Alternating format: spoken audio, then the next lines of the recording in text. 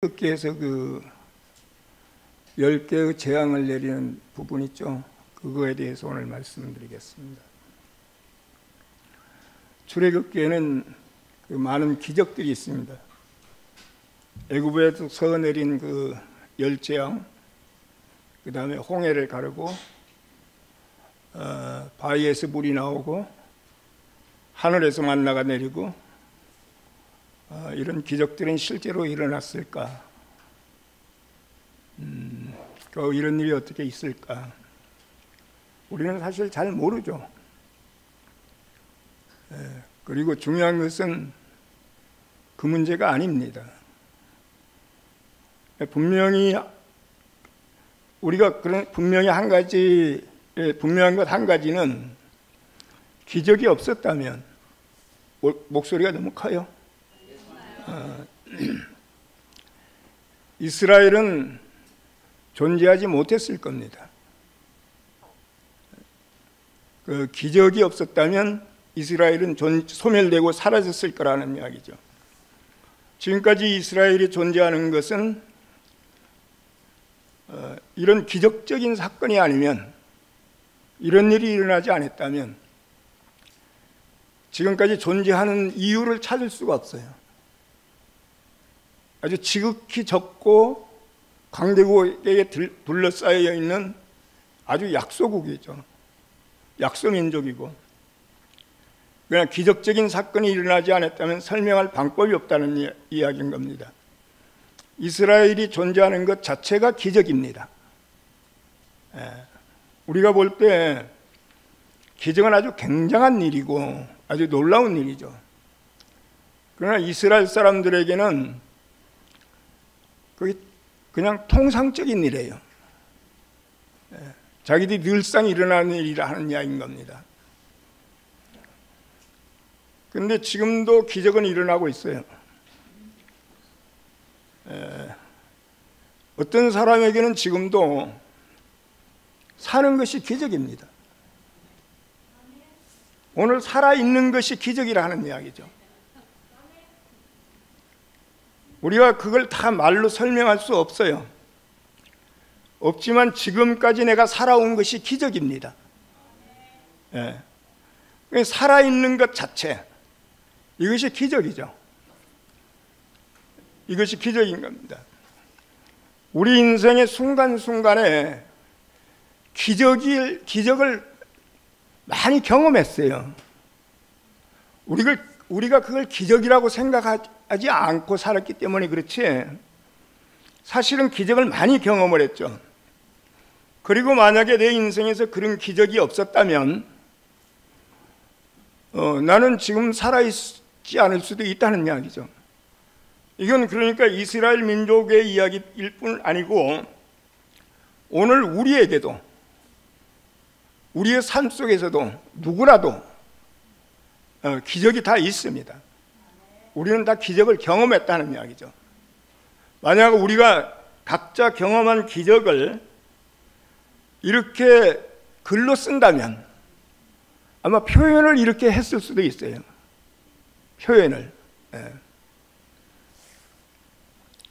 오늘 본문 말씀을 7장 2절에서 5절까지 제가 한번 읽어보겠습니다. 너는 내가 너에게 명한 것을 너의 형 아론에게 말하여 주고 아론은 그것을 바로에게 말하여 이스라엘 자손을 그 땅에서 내보내 달라고 하여라. 그러나 나는 바로가 고집을 부리게 하여 놓고서 이집트 땅에서 표징과 이적을 많이 행하겠다. 바로가 너희의 말을 듣지 않을 때 나는 손을 들어 큰 재앙으로 이집트를 치고 나의 군대요 나의 백성인 이스라엘 자손을 이집트 땅에서 인도하여 내겠다.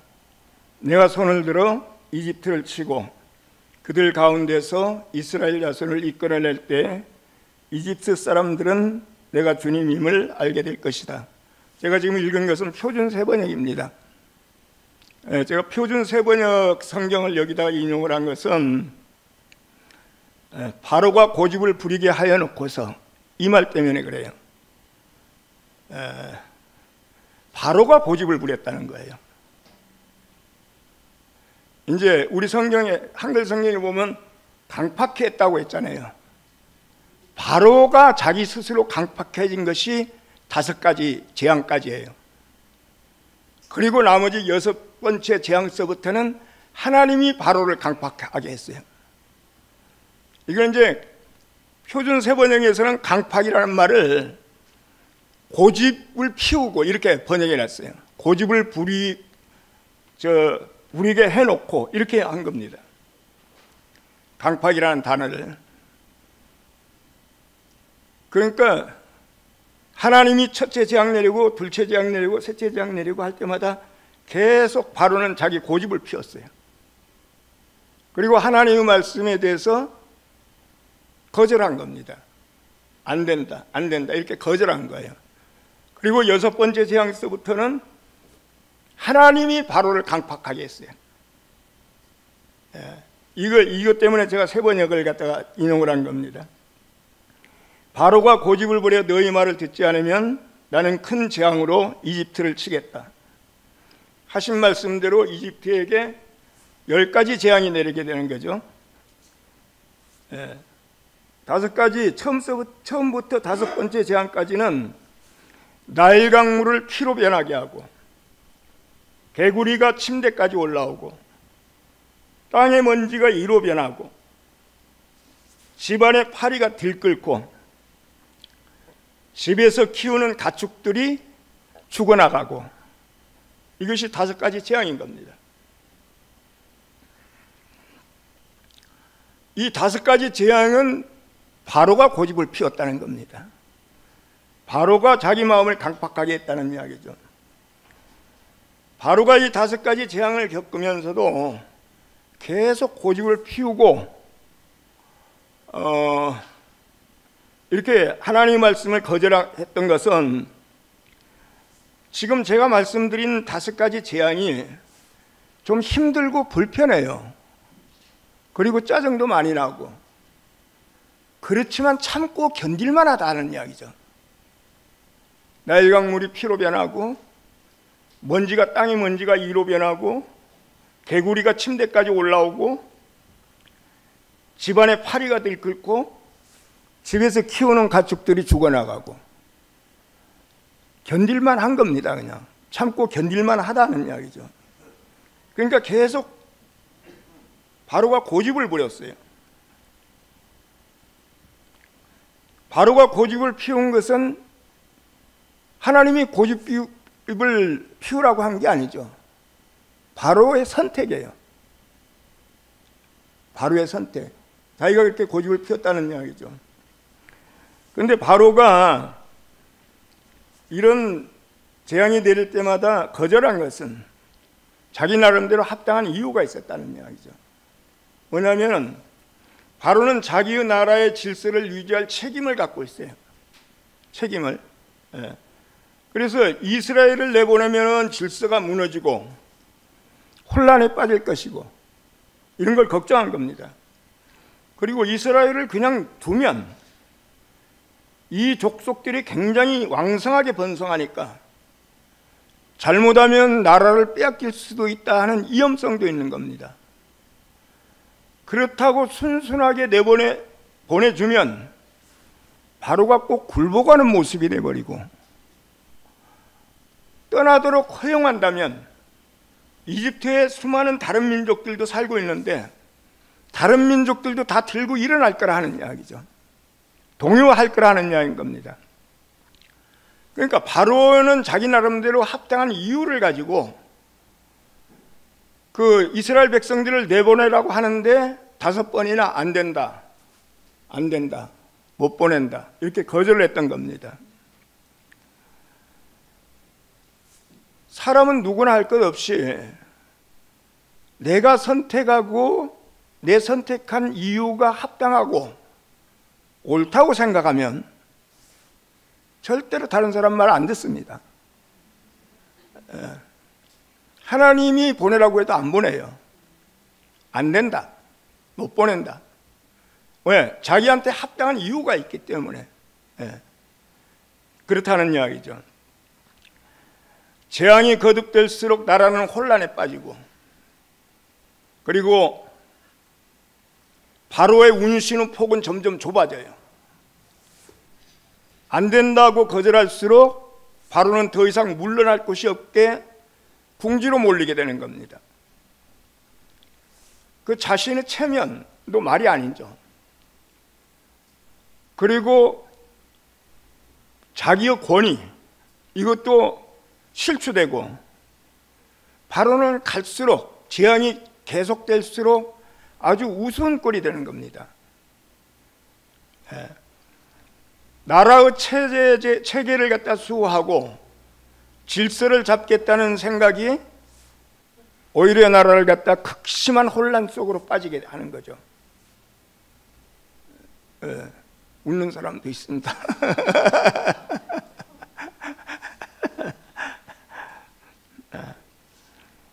여섯 번째 재앙부터는 아까 말씀드린 것처럼 하나님이 바로에게 고집을 강팍하게 했다는 이야기죠. 부리게 하셨다는 이야기죠. 개역 한글 성경에는 바로의 마음을 강팍해 하셨다 이렇게 되어 있어요. 근데 이제 세 번역 같은 데는 주께서 고집을 부리게 하셨다 이렇게 되어 있습니다. 다섯 번째 재앙까지는 바로 스스로가 자기 마음을 강팍해 했다면, 바로가 고집을 피웠다면, 여섯 번째 재앙부터는 하나님께서 바로의 마음을 강팍해 하셨다는 것입니다. 출애굽기에서 지금 이 출애굽하는 과정에서 강팍이라고 하는 히브리 말이 20번 나오는데, 그게 그 뜻을 조금씩 다르게 표현하고 있어요. 쓰임새가. 그래서 강팍에는 두 가지 뜻이 있는데, 하나는 우리가 지금 이렇게 제가 말씀드린 것처럼 고집을 피우고 마음이 굳어진다 이런 뜻이 있어요. 고집을 피우고 마음이 굳어지는 것이 강팍인 겁니다. 내가 고집을 피우면은 마음이 굳어져요. 내가 고집을 피우면.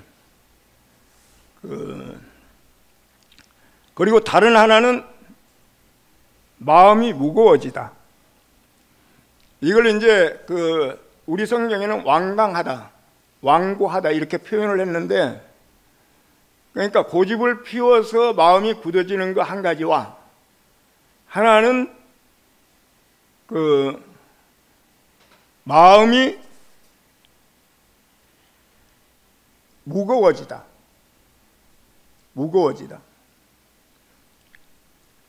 그 여섯 번째 재앙부터 강팍이라는 말을 쓴 것은 바로 마음이 무거워졌다는 뜻입니다. 바로의 마음이 무거워졌다는 거예요. 바로의 마음이. 그러니까 아까도 말씀드린 것처럼 바로가 고집을 부린 것은 자기 의지고 자기 선택이었어요. 그렇지만 마음이 무거워진 것은 바로가 원했던 건 아닙니다. 바로가 내 마음이 무거워져야 해가지고 무거워진 게 아니라는 이야기죠. 이것이 우리가 잘 생각해 보면 우리가 이런 걸 많이 경험해요. 내가 쓸데없이 고집을 부리다 보면 나중에 마음이 무거워져요. 마음이 굳어지면서 무거워져요. 이것이 강팍인 겁니다. 근데 처음에 내가 고집을 부리는 것은 내 선택이고 내 의지예요. 근데 나는 마음이 무거워질 거라고는 생각을 안 했어요. 근데 고집을 피우다 보니까 마음이 무거워져 버렸어요.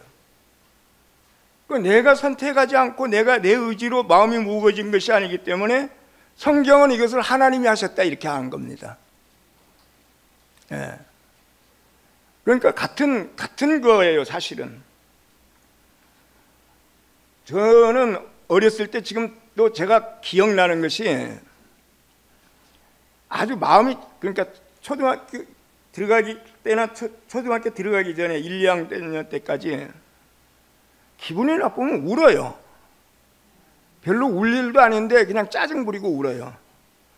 그럼 막 말리잖아요. 말리면 계속 울어요. 그러면 몇 시간을 울어요. 내가 어렸을 때도 내가 왜 그러는지를 모르겠다. 나중에는 눈물이 안 나오잖아요. 그럼 모르게 침을 찍어서 발라가지고 쳐다보면 또 울어요. 안 쳐다보면 조금 소리를 줄이고 그런 적이 많았어요. 그래서 제가 지금 말씀드리는 것이 고집을 피우면 그 내 의지로 고집 피웠잖아요. 그 내가 고집을 피웠으니까 내가 고집을 안 피우면 되잖아요. 사람이 이상하게 그게 안 돼요. 끝까지 한번 가보자는 거지. 고집을 피워보자는 거지. 예. 그러니까 바로가 아마 성격이 그랬던 것 같아요. 고집을 피우다가 끝까지 한번 가보자 하니까 나중에는 점점 자기가 축소되고 무거워진 거예요. 마음이 무거워졌다는 이야기죠.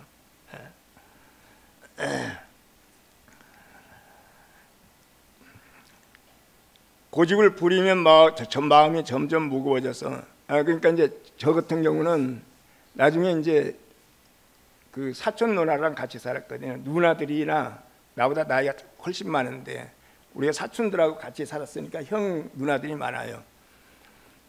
처음에는 말리다가 나중에는 이제 알아. 그래갖고 내버려둬. 그럼 내버려두면 더 속상해 이제. 끝해야 되는데 끝이고 싶지가 않은 거야. 내버려두니까 속상해가지고. 그런 기억이 많았습니다. 자기의 고집에 사로잡힌 바로는 자신의 마음에 갇힌 포로가 된 겁니다. 기적은 이스라엘의 출애굽에서 빼놓을 수 없는 중요한 일이지만 그 기적을 통해서 하나님이 우리에게 계시하고자 하는 것은 하나님이 전능하시다든지 이런 걸 계시하고자 하는 것이 아닌 겁니다. 오늘 제목처럼 애굽 사람이 나를 여호와인 줄 알리라. 애굽 사람에게 당신이 여호와라고 하는 그 사실을 알리고 싶어서 재앙을 내렸다는 이야기인 겁니다.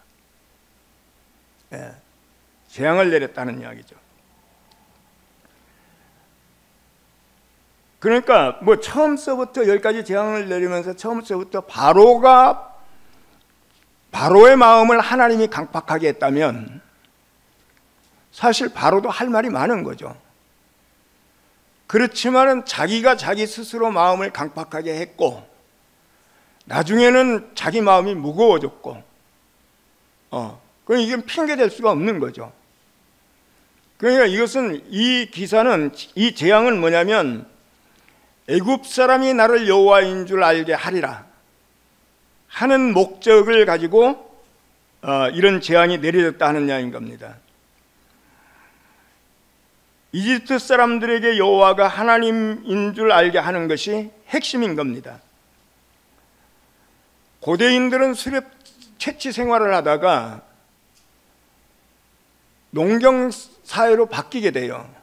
문명이 그렇게 바뀌죠. 그러니까 이제 돌아다니면서 짐승을 잡고 동물을 잡고 무슨 열매를 따고 그러다가 나중에는 이제 사람들이 한 곳에 모여가지고 촌락을 이루고 거기서 집을 짓고 농사를 짓고 가축을 키우고 이런 식으로 발전하게 되는 거죠, 문명이.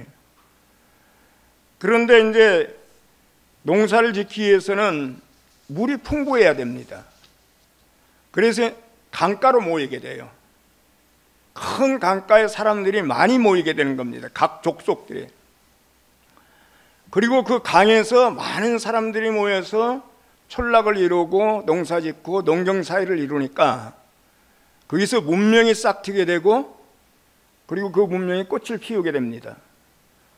우리가 학교 다닐 때 배웠던 인류의 4대 문명은 다 강을 끼고 발전했어요. 강을 끼고 사람들이 강으로 모여야지 농사를 지을 물이 있는 곳에서 농사를 지을 수 있으니까 수메르 문명이나 이집트 문명이나 중국 문명이나 인도 문명이나 다 큰 강들이 있죠. 이렇게 된 겁니다. 자, 떠돌아다니면서 수렵 채취 생활하던 사람들이 한 곳에 모일 때 여러 종족들이 오는 거죠. 근데 이 사람들이 들어오면서 자기들이 섬기던 신을 다 가지고 들어와요.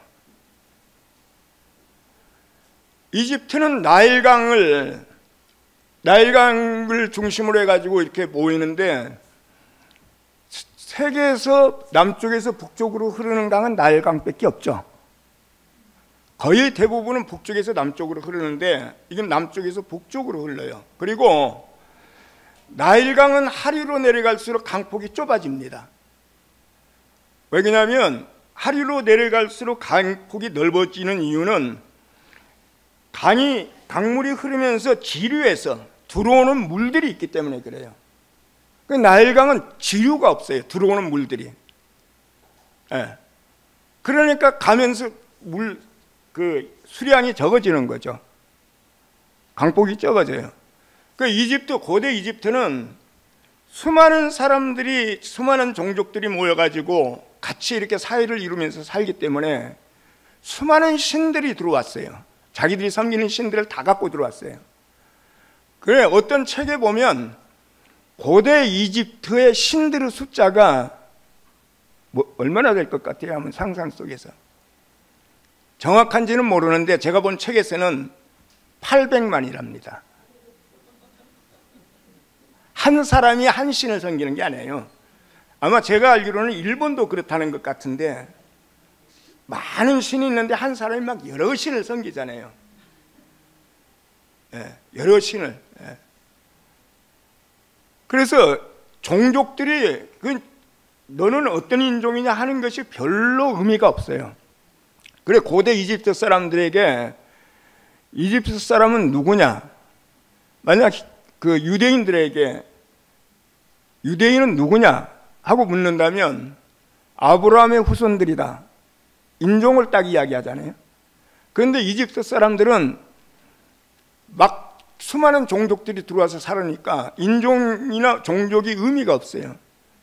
누가 이집트 사람이냐? 나일강 물을 먹는 사람이 이집트 사람이다. 이런 사회가 이집트입니다. 이집트. 예. 그러니까 여러 신을 섬기니까 혹시 여러분들 그 말을 들어봤는지 모르는데 판테온이라고, 만신전이죠. 신들을 갖다가 여러 신들을 한꺼번에 모아가지고 아마 제사 지내고 하는 그런 판테온 만신전 같은 것이 있었던 것 같습니다. 나일강도 신이에요. 나일강이 피로 됐다고 했잖아요. 나일강이 신인데 그 신의 이름이 하피요.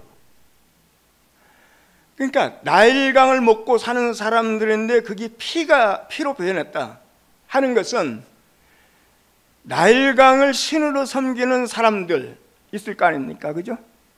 나일강이라는 신, 하피라는 신이 심판을 받은 겁니다. 개구리도 신이에요.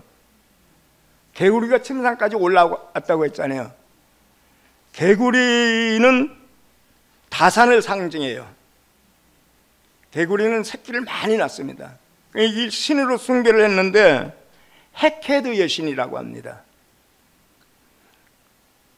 그러니까 자기들이 신으로 섬기는 그 개구리가 알고 보니까 자기들을 괴롭히는 것이 존재가 되어버렸어요. 이게 심판인 겁니다. 이게 심판인 거예요. 예. 9번째 재앙이 흑암인데 흑암이 3일 동안 계속됐다고 합니다.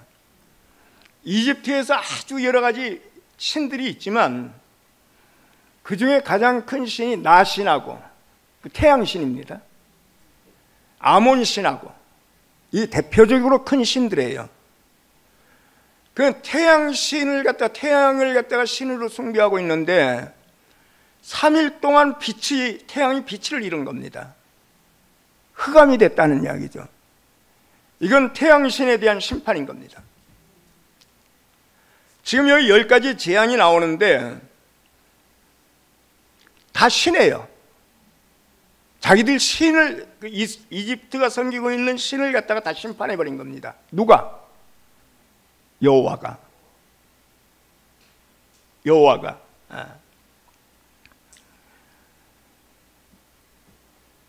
이사야 45장 5절에 나는 여호와라 나 이에 다른 이가 없나니 나밖에 신이 없느니라.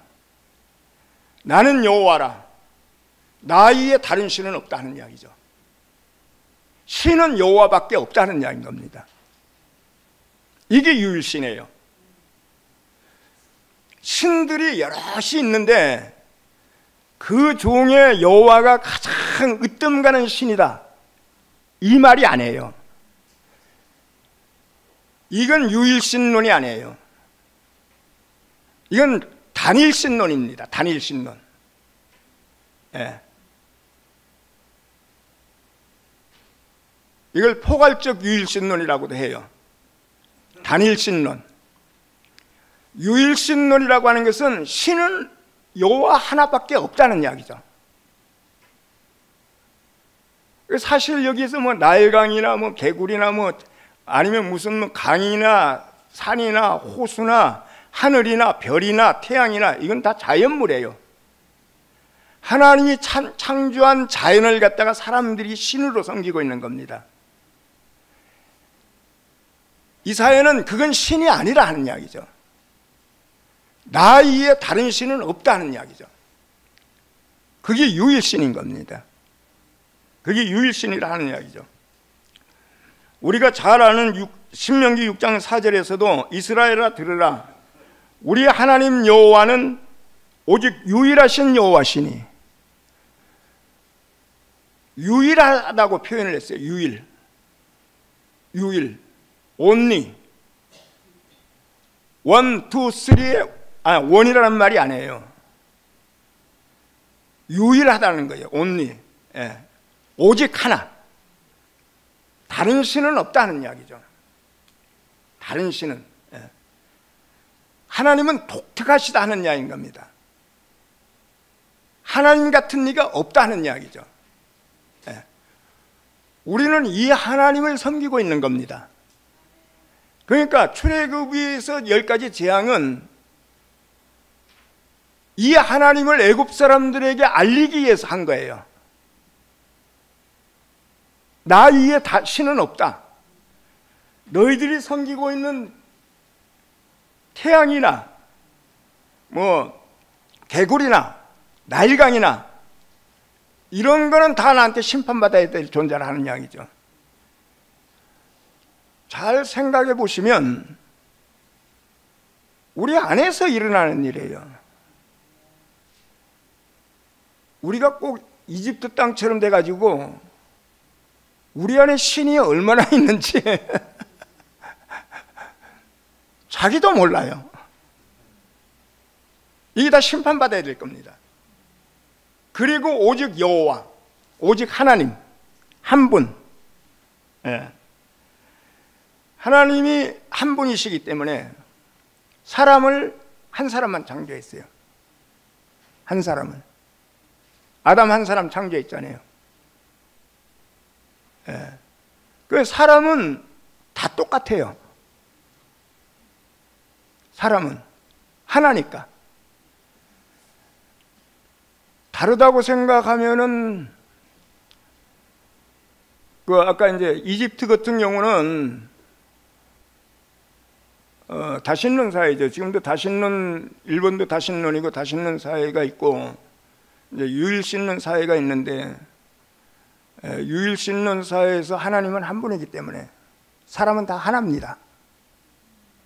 그런데 다신론에서는 신이 여럿이잖아요.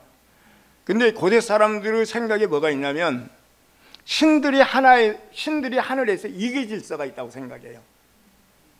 최고 신이 있고 둘째 신이 있고 셋째 신이 있고 다 이계 질서가 있어요.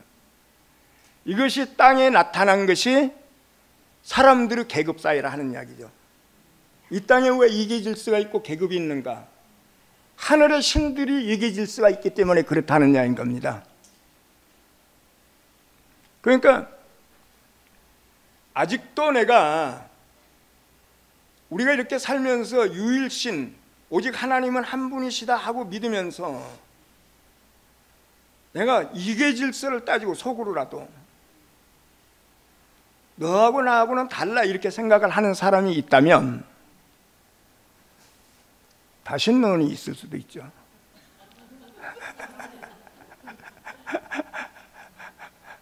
우리 안에는 그런 사람 없는데 혹시나 해서 신화를 연구하는 사람들이 신화, 예를 들어서 그 노아의 홍수 같은 경우도 성경에만 있는 게 아니거든요. 다른 종족에도 다 있어요. 그 비슷한 것이. 그 신화를 연구하는 그 사람들이 이야기하는 것이 옛날에 교통이나 통신이 발달하지 않는 때 어떻게 아프리카의 신화와 이집트의 신화, 메소포타미아의 신화가 비슷한가? 왜 비슷하겠어요? 그러니까 예를 들어서 누가 이야기했는데? 누가 대답했는데? 사람이 똑같아서 그래요. 저 아프리카에 있는 사람이나 우리나 똑같으니까 그 사람들의 신화나 우리 신화나 똑같대요. 사람은 하나입니다. 사람은 우리가 이렇게 하나 된 세계에서 살고 있어요. 한 분 하나님, 그러니까 모든 10사람이 모여도 하나요. 우리가 지금 여기 모인 사람들이 다 하나요. 사람의 속에서 나오는 건 똑같아요. 나한테, 저 사람한테만 더러운 게 나오는 게 아니에요. 저 사람한테 나오는 것이 사실은 내 안에서도 있어요. 그러면서 우리는 다르다고 생각해요. 나는 너하고 달라. 이게 얼마나 어리석은 겁니까? 그죠? 내게 좋은 것이 있으면 다른 사람한테도 똑같이 있어요. 내게 안 좋은 것이 있으면 다른 사람한테 똑같이 있어요. 우리가 이걸 인식할 때 어떤 사람을 만나도 차별하지 않습니다. 다르게 보지 않는다 하는 이야기죠. 예. 그 아멘 소리 나왔으니까 그만하겠습니다.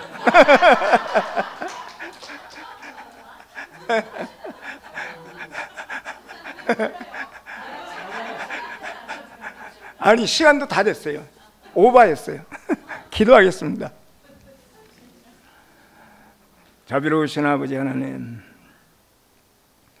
우리를 하나로 불러주셔서 이렇게 하나로 살게 하시고 하나로 연합할 수 있도록, 하나로 집을 지을 수 있도록 은혜 베풀어 주심을 진심으로 감사합니다. 우리 안에 나도 모르게 여러 신을 섬길 수도 있습니다.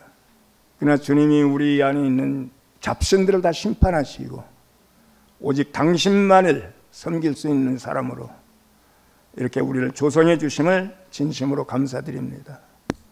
우리가 영원히 하나로 살 수 있는 이런 지체들이 될 수 있도록 인도하시고 은혜 베풀어 주옵소서. 거룩하신 예수의 이름으로 기도드리옵나이다.